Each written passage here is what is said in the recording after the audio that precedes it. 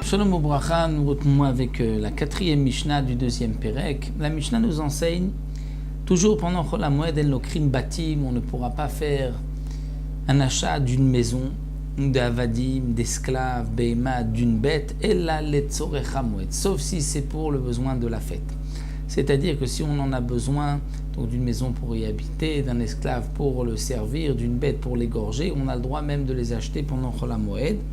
Ou bien si c'est pour celui qui les vend, parce que lui n'a pas de quoi manger et donc il vient vendre une bête, un esclave, une maison, on a le droit de lui acheter pour qu'il puisse manger pendant Chol HaMoed.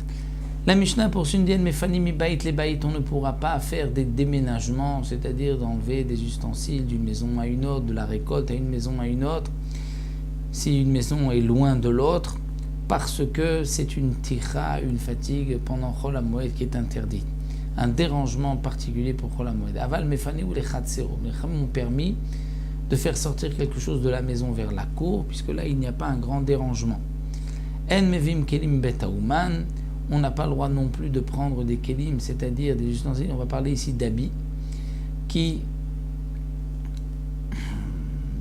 qu'on n'a pas besoin pour la fête. Donc on les avait commandés avant la fête, on ne pourra pas aller les chercher, les amener de celui qui les a fabriqués.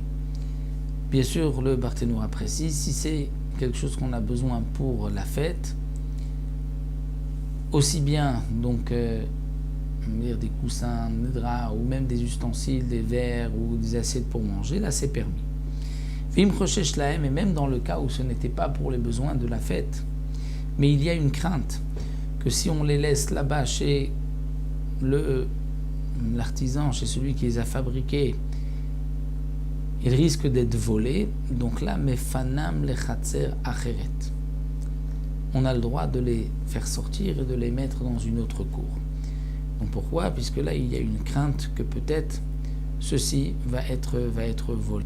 Donc dans la Mishnah, nous avons vu donc encore des interdictions pendant Chol HaMoed, et nous avons vu que, bien sûr, dans tous les cas, dès qu'il y a un risque de perte, nous avons vu que c'est permis. Là, il nous restera une dernière Mishnah pour terminer le deuxième Pérec, Be'ezrat Hashem.